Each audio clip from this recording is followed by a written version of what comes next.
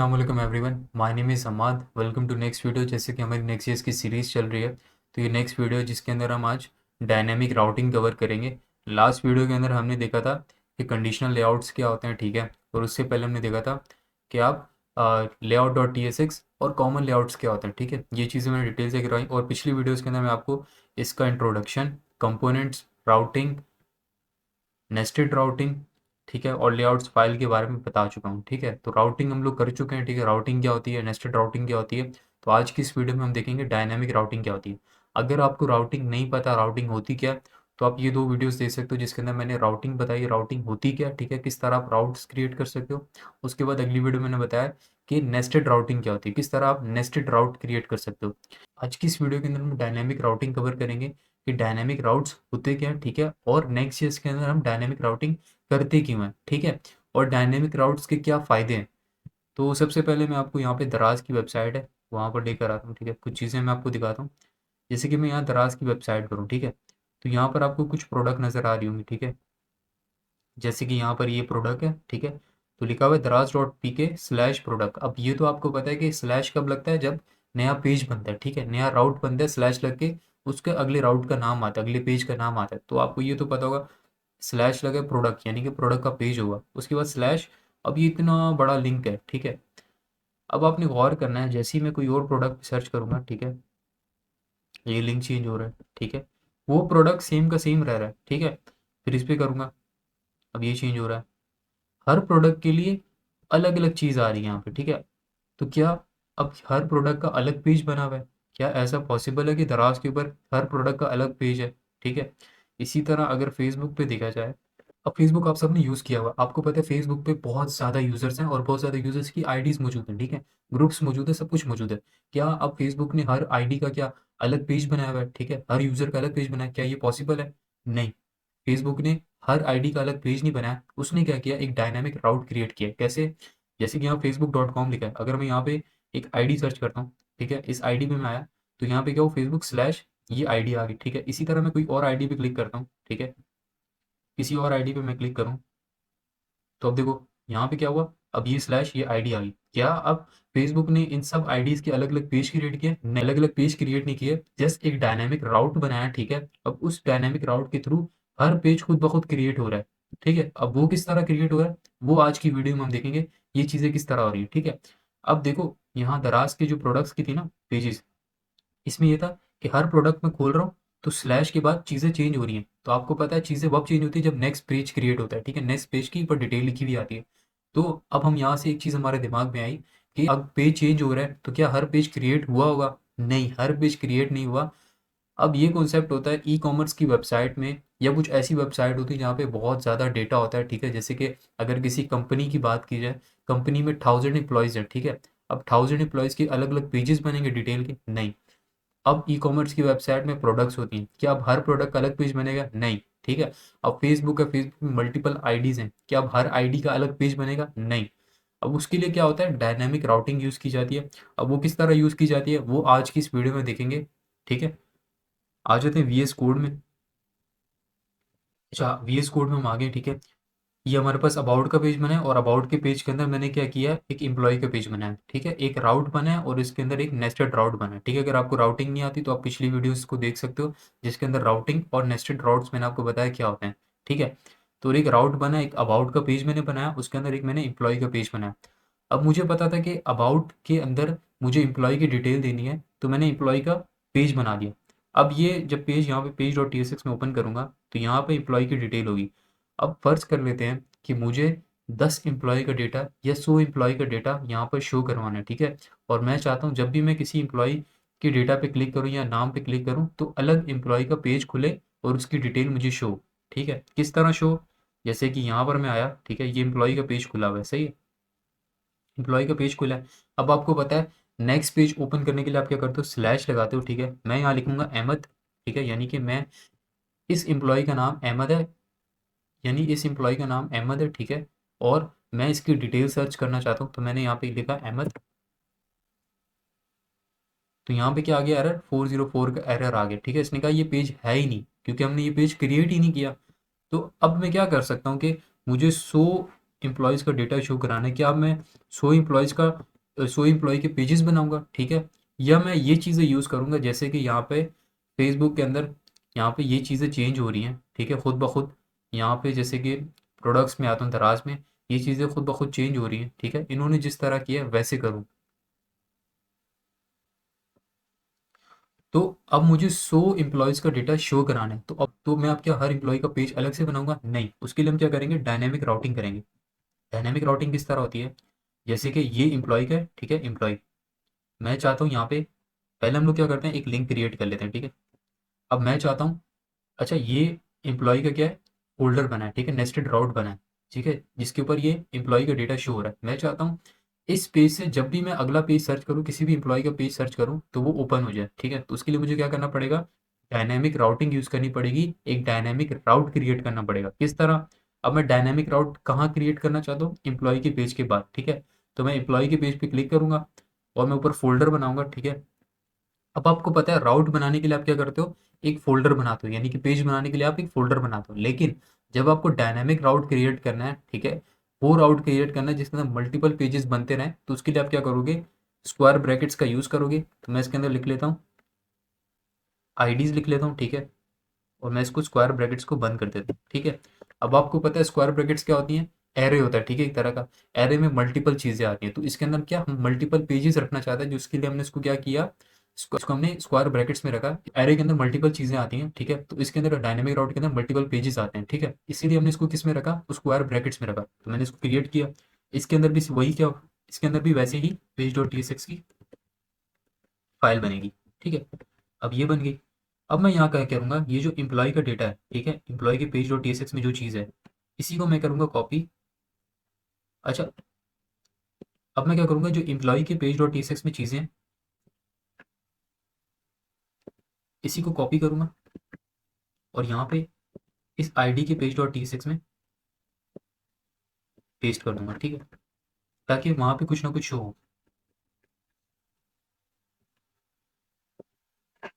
इसको यहाँ से करूँगा कॉपी और आईडी वाले पेज में आऊँगा और यहाँ कर दूँगा पेस्ट, ठीक है, ताकि जब मैं इस एम्प्लॉय के पेज से नेक्स्ट पेज पे जाऊँ, किसी भी एम्प्लॉय का डेटा सर्च करूँ, आई नेम सर्च करूँ, तो मेरे पास वहाँ कुछ ना कुछ शो हो, ठीक है। तो मैं यहाँ पर आया, मैं बैक जाऊँगा, ठीक है, एम्प्लॉय के पेज पे जाऊँगा, तो यहाँ पे क्या शो हो रहा है, एम्प्लॉय डेटा शो हो रहा है फिलहाल। अब मुझे पता है कि मुझे 100 एम्प्लॉयज़ का डेटा, 100 एम्प्लॉयज़ के पेजेस बनाने हैं, ठीक है। तो मैं किसी भी एक एम्प्लॉय का वैसे नाम चेक करता हूँ, ठीक है, क्योंकि पहले मैंने जब पेज सर्च किया था पेज नहीं आ रहा था। मैंने आपको कहा कि हम पेजेस नहीं क्रिएट करेंगे, हम डायनेमिक राउट बनाएंगे जिसके थ्रू खुद ब खुद पेजेस बनते जाएंगे। कैसे, मैंने डायनेमिक राउट तो क्रिएट कर दिया। अब मैं स्लैश लगाता हूँ, मैं यहाँ सर्च करता हूँ हमाद, ठीक है।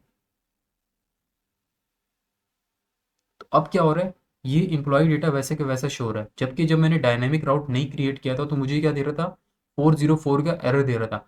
अब ऐसा क्या हुआ कि इसने मुझे यहाँ पे ये डेटा शो, अब ये वो वाला डेटा देखो यहाँ पे, अगर मैं इसको चेंज कर दूँ ना, एम्प्लॉय नेम कर देता हूँ, ठीक है, एम्प्लॉय आईडी कर देता हूँ, ठीक है। अब यदि इसको देख लेते हैं, इसको रिफ्रेश करेंगे तो एम्प्लॉय आईडी हो जाएगा, ठीक है, तो एम्प्लॉय आईडी हो गया। अब मैं यहाँ से हमाद से हटा के अहमद सर्च करता हूँ, तब भी ये रहा। अली सर्च करता हूँ, तब भी यही रहा। तो अब क्या हो गया, मल्टीपल पेजेस खुद ब खुद बनते जा रहे हैं। अब ऐसा क्यों हो रहा है, क्योंकि हमने क्या कर दिया, डायनामिक राउट क्रिएट कर दिया, ठीक है। किसके अंदर क्रिएट कर दिया, इस एम्प्लॉय के फोल्डर के अंदर क्रिएट कर दिया। हमने इसको बताया कि तुमने क्या करनी है, अब डायनामिक राउटिंग करनी है। अब हमें नहीं पता कि कितने पेजेस होंगे, हमें नहीं पता कि उन पेजेस की क्या तादाद है, ठीक है, वो 1000 पेजेस हैं, वो 100 पेजेस हैं, वो 50 पेजेस हैं, हमें नहीं पता। तुम क्या करो, एक डायनेमिक राउट क्रिएट कर दो, ठीक है। जब भी इसके आगे कोई पेज बने तो वो जब भी जो भी पेज बने तुम उस पे क्या कर देना, ये चीज़ शो करा देना, ठीक है। अब मैंने उसको बोला तुम क्या करो, एक डायनेमिक राउट क्रिएट कर दो, ठीक है, जब भी यूज़र आए, ठीक है, इस एम्प्लॉय के पेज के बाद कोई पेज सर्च करे, जैसे कि स्लैश डाल के सर्च करते हैं ना, हमने यहाँ पे नेस्टेड राउट क्रिएट किया था अबाउट के अंदर। अबाउट के अंदर स्लैश डाल के एम्प्लॉय सर्च किया, एम्प्लॉय का पेज आ गया। अब एम्प्लॉय के बाद मैं चाहता हूँ मैं कोई भी पेज सर्च करूँ वो पेज आ जाए, ठीक है। तो मैंने क्या किया, डायनेमिक राउट क्रिएट किया, जिसके थ्रू क्या हुआ, अब स्लैश डाल के जो भी चीज़ सर्च होगी उसका पेज आ जाएगा, ठीक है।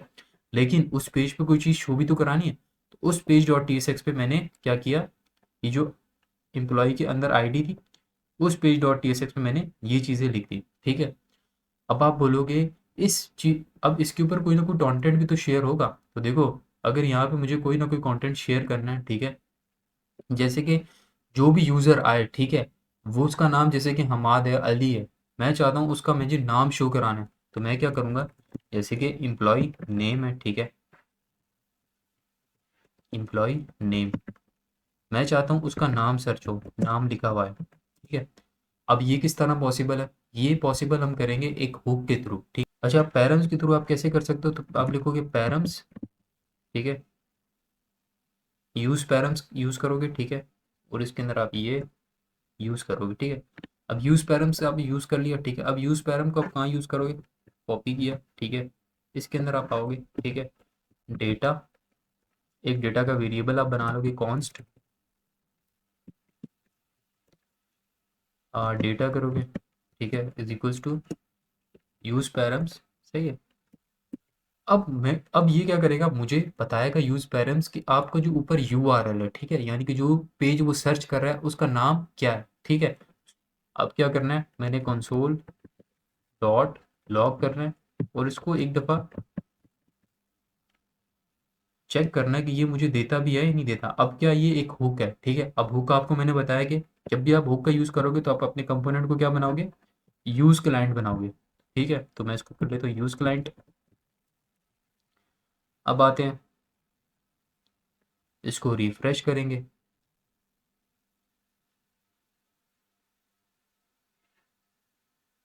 ठीक है। अब यहाँ पे एक और नाम सर्च करते हैं, जैसे कि बल्कि अभी नहीं करते हैं, हम लोग पहले कंसोल साथ में हम लोग इंस्पेक्ट करके कंसोल को ओपन कर लेंगे, ठीक है। अब मैं यहाँ पर आया, मैंने कंसोल को ओपन किया, ठीक है। अब मैं यहाँ पे सर्च करूँगा हमाद। अब देखते हैं कि ये मुझे कंसोल में देता है नहीं देता नाम, ठीक है। ये इसने मुझे यहाँ पे ये नाम दे दिया, हमाद है। इसका मतलब पेरेंट्स हमें इस यूआरएल में जो हम लोग पेज सर्च कर रहे हैं उसका नाम दे रहा है, ठीक है। अब इस नाम को हम यूज़ करा सकते हैं कहाँ पे, इसके अंदर। अब आपको पता है, आपने यहाँ पे नाम तो निकाल लिया, ठीक है। अब आपको पता है, आपने अगर आपने ऊपर से जो भी टाइप स्क्रिप्ट है, ठीक है, उसका जो भी डेटा है, ठीक है, जो भी आपने डेटा निकाला है उसको अगर आपने यहाँ पे HTML में शो कराना है तो किस तरह कराओगे, कर्ली ब्रेसेस में। तो मैं यहाँ पे लिख दूंगा डेटा, ठीक है। अब डेटा इस तरह भी नहीं लिखना, अब यहाँ पे आप डेटा लिख के इस तरह नहीं करोगे, अब आप उसको बताओगे कि इसका जो डायनेमिक राउट है, ठीक है, जिसके अंदर से ये डिटेल आ रही है वो क्या है, ये आईडी है जो हमने बनाया है। तो हम क्या करेंगे, डॉट, यहाँ पे लिखेंगे डॉट आईडी, ठीक है। इसको पता चल गया कि ये जो डेटा है ये आईडी का डेटा है, ठीक है। अब यहाँ से आएंगे, अब देखो यहाँ पे हम आज हो गया। अब यहाँ पे ज़बरदस्त चीज़ ये होगी कि मैं यहाँ पे अगर कुछ भी सर्च करता हूँ, जैसे कि फैज़ान, फैज़ान हो गया, अली, अली हो गया, ठीक है,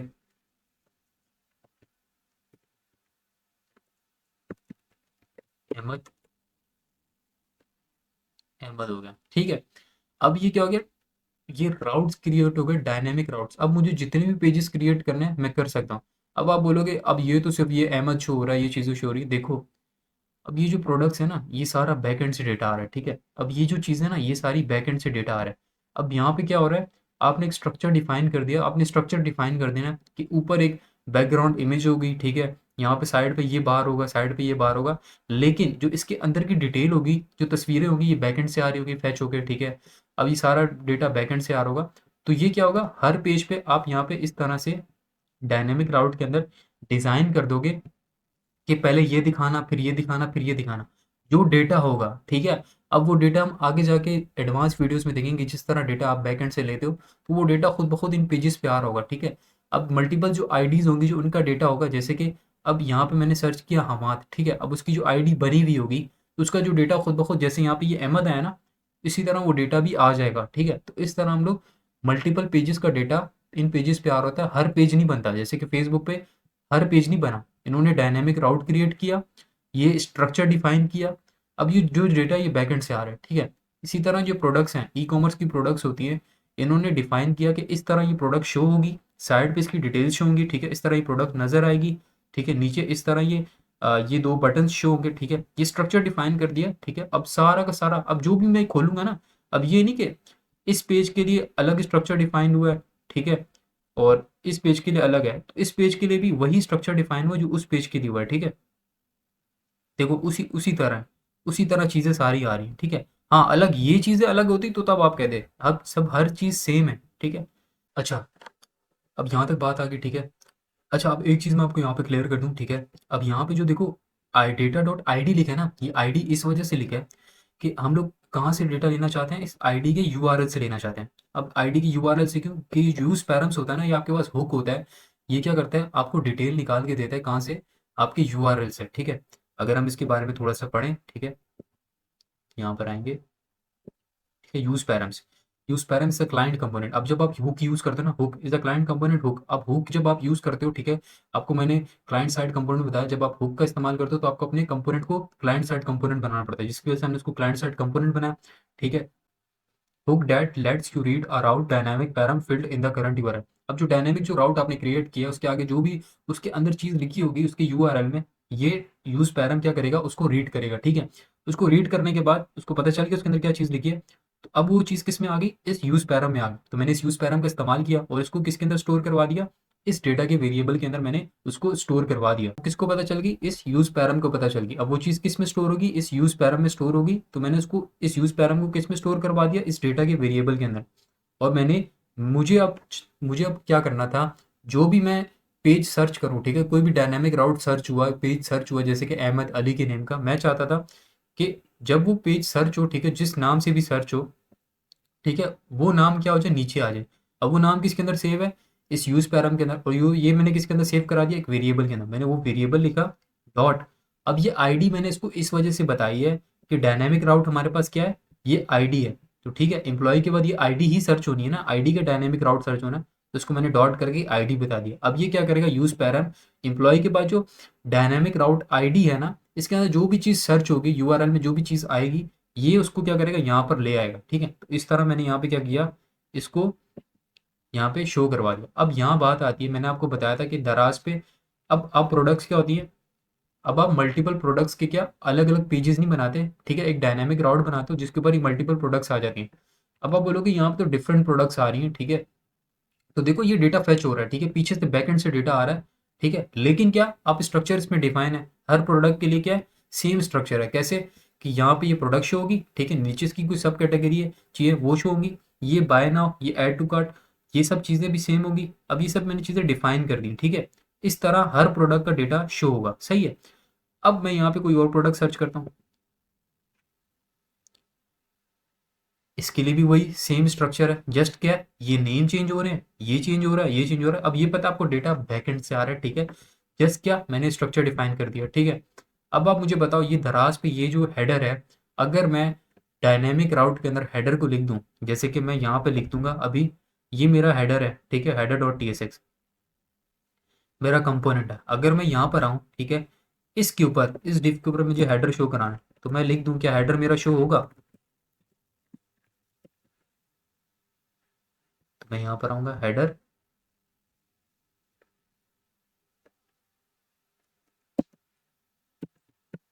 सही है। अब देखते हैं क्या मेरा हेडर हर पेज पे शो होता है, तो देखो यहाँ पे शो हो रहा है।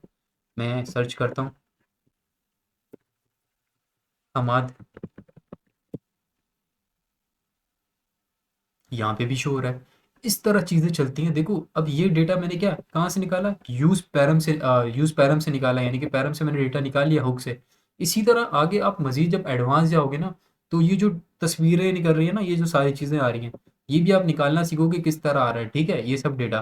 तो क्या होता है, अब आपको हर मल्टीपल पेज क्रिएट करने की जरूरत नहीं, आप एक ही पेज में स्ट्रक्चर बता देते हो तो उसके अंदर चीज़ें चेंज होती रहती हैं, ठीक है। इसी तरह यहाँ पे आईडीज़ हैं, तो इसके अंदर हर पेज की आईडी नहीं बनी हुई, ठीक है, आपने स्ट्रक्चर डिफाइन कर दिया। अब जो जो आईडीज बनी है, ठीक है, जब वो आईडी सर्च होगी तो जो जो उसका डेटा वो खुद ब खुद उस पेज पे आ जाएगा। ये होता है डायनेमिक राउटिंग का फायदा। अब मुझे यहाँ पे क्या करना है, अब मुझे 100 पेजेस क्रिएट करने हैं, ठीक है, एम्प्लॉयज़ के। तो क्या मैं हर एम्प्लॉय का अलग पेज क्रिएट करूंगा? नहीं, मैं एक ही डायनेमिक राउट क्रिएट करूंगा, उसके अंदर वो खुद ब खुद 100 एम्प्लॉयज़ के पेजेस आ जाएंगे। जस्ट मुझे क्या करना है, उस डायनेमिक राउट के अंदर स्ट्रक्चर डिफाइन कर देना, ठीक है, किस तरह वो डिटेल लिखी हुई है और डेटा मुझे लेना पड़ेगा, ठीक है, वो लॉजिक मुझे लगानी पड़ेगी। सही है। तो ये थी डायनेमिक राउटिंग। डायनेमिक राउटिंग क्या करती है, आपने जस्ट डायनेमिक राउट क्रिएट किया, जो अगले पेजेस हैं, जैसे कि ई कॉमर्स वेबसाइट में प्रोडक्ट्स होती हैं, मल्टीपल प्रोडक्ट्स होती हैं, उसके अंदर पेजेस के अंदर मल्टीपल प्रोडक्ट्स होती हैं। अब क्या हर पेज का अलग प्रोडक्ट होगा? नहीं, डायनेमिक राउट क्रिएट करोगे, खुद ब खुद उसके अलग पेजेस बनते जाएंगे, ठीक है। जस्ट आपको स्ट्रक्चर डिफाइन करना है। अब जैसे कि अब कोई कंपनी है, उसके अंदर बहुत ज़्यादा इंप्लॉयज़ हैं, क्या अब हर इंप्लॉय का अलग पेज होगा? नहीं, उसके अंदर डायनेमिक राउट क्रिएट होगा, हर एम्प्लॉय के लिए अलग पेज नहीं बनेगा, ठीक है, एक पेज बनेगा, उस पर स्ट्रक्चर डिफाइन हो जाएगा, जस्ट हर एम्प्लॉय की डेटा उसमें आता रहेगा, ठीक है। तो ये होता है डायनेमिक राउटिंग। आज की इस वीडियो के अंदर हमने डायनेमिक राउटिंग को कवर किया, ठीक है। जस्ट अभी के लिए आपने ये समझना है डायनेमिक राउटिंग क्या होती है। मल्टीपल पेजेस के लिए आप डायनेमिक राउट बनाते हो, ठीक है। जब आपको नहीं पता होता पेजेस की तादाद क्या है, ठीक है, कितने पेजेस बनेंगे आगे जाके, और आपको पेजेस का नाम भी नहीं पता, पेजेस का क्या नाम हो सकता है, ठीक है, किस नेम से पेज सर्च होगा, यानी कि जिस तरह किस प्रोडक्ट के नाम से किस प्रोडक्ट किस नेम से प्रोडक्ट सर्च होगी, किस नेम से पेज सर्च होगा, तो आप क्या करोगे, डायनेमिक राउट क्रिएट करोगे, ठीक है, जब आपको पेजेस की तादाद नहीं पता होगी। अगर इसकी आपने और डिटेल में जाना है ना, तो यहाँ पे डायनेमिक राउटिंग आपको लिखी हुई है, when you don't know the exact segment names, ठीक है, ahead of time and want to create a route for dynamic data, ठीक है। जब आपको नहीं पता कि उसका नाम क्या होगा, ठीक है, आपको नहीं पता कितने पेजेस होंगे, और आपने राउट क्रिएट करना है, ठीक है, और डायनेमिक डेटा जो आपके पास बेहिसाब डेटा डायनेमिक है, अलग अलग डेटा है उसके लिए, तो आप क्या करोगे, use dynamic segments that filled in at request time और prerendered at build time, जो कि रिक्वेस्ट करेगा और रेंडर होगा बिल्ड टाइम के ऊपर, ठीक है। A dynamic segment can be created by wrapping a file, ठीक है, उसको क्रिएट कर सकते हो रैपिंग अ फाइल और folder name in a square brackets. अब किस तरह, मैंने जैसे आपको बताया स्क्वायर ब्रैकेट्स में आप उसका नाम लिखोगे, ठीक है। तो इस तरह आपका डायनेमिक राउट क्रिएट होगा। आज की इस वीडियो के अंदर हमने देखा डायनेमिक राउटिंग क्या होती है, लेकिन डायनेमिक राउटिंग से पहले आपको नेस्टेड राउटिंग भी आनी चाहिए और राउटिंग भी आनी चाहिए। अगर आपको नहीं आती तो आप ये दो वीडियोस देख सकते हो, बेसिक राउटिंग, और इससे मैंने लिंकिंग एंड नेविगेशन भी आपको बताया, ठीक है, और नेस्टेड राउटिंग, ठीक है, ये क्या होता है, सही है। तो और अगर आपकी नेक्स्ट जेएस की बिल्कुल बेस नहीं बनी हुई तो आप इस पूरी सीरीज को देख सकते हो, इसके अंदर आप लोग इजीली कवर कर लोगे नेक्स्ट जेएस को, इसके अंदर आपकी कंप्लीट बेस बन जाएगी। आपको चीज़ों के बारे में पता होना चाहिए, जस्ट चीज़ें करना नहीं आनी चाहिए, ठीक है। ये नहीं पता होनी चाहिए कि बस आपने दो स्क्वायर ब्रैकेट्स लगाई, उसके अंदर डायनेमिक राउट, उसके अंदर आपने राउट लिख दिया तो डायनेमिक राउट बन गया, क्यों लिखा, इससे क्या आसानियां पैदा होती हैं, सब चीज़ें आपको पता होनी चाहिए, ठीक है। इसी तरह नेक्स्ट जेएस है क्या, ठीक है, क्यों इस्तेमाल करते हैं और किस तरह इंस्टॉलेशन होती है, ठीक है, नेक्स्ट जेएस के क्या फ़ायदे, इस सब वीडियो में बताया। कंपोनेंट्स क्यों बनते हैं, ठीक है, कंपोनेंट्स के क्या फ़ायदे हैं, कंपोनेंट्स ने हमारा काम कितना आसान किया, ये इस वीडियो में बताया, ठीक है। क्लाइंट साइड कंपोनेंट क्या होते हैं, सर्वर साइड कंपोनेंट क्या होता है। अभी देखो हमें अपने कंपोनेंट को क्लाइंट साइड कंपोनेंट बनाना पड़ा, अगर आपको इस चीज़ का नहीं पता होता तो आप एरर में फंसे रहते, ठीक है। उसके बाद राउटिंग, राउटिंग मैंने डिटेल से बताई, राउट्स क्यों क्रिएट होते हैं, ठीक है, राउट्स किस तरह क्रिएट होते हैं, क्यों क्रिएट होते हैं, ठीक है। उसके बाद उन राउट्स को हम लोग लिंक किस तरह कर सकते हैं, जैसे कि होम पेज का हमने अलग पेज बनाया, अबाउट का अलग पेज बनाया, तो अब एक पेज से दूसरे पेज में हम किस तरफ जा सकते हैं, नेविगेशन जो है वो मैं इस पेज में बताइए, लिंकिंग एंड नेविगेशन, ठीक है। उसके बाद नेस्टेड राउटिंग, यानी कि एक पेज के अंदर एक और पेज, अभी तो हमने डायनामिक पेज बनाया ना, अब वो पेज जो हमें पता है अलग से एक पेज बनेगा अबाउट के अंदर एम्प्लॉय का, तो वो आप किस तरह कर सकते हो, नेस्टेड राउटिंग के थ्रू, वो भी डिटेल से बताया।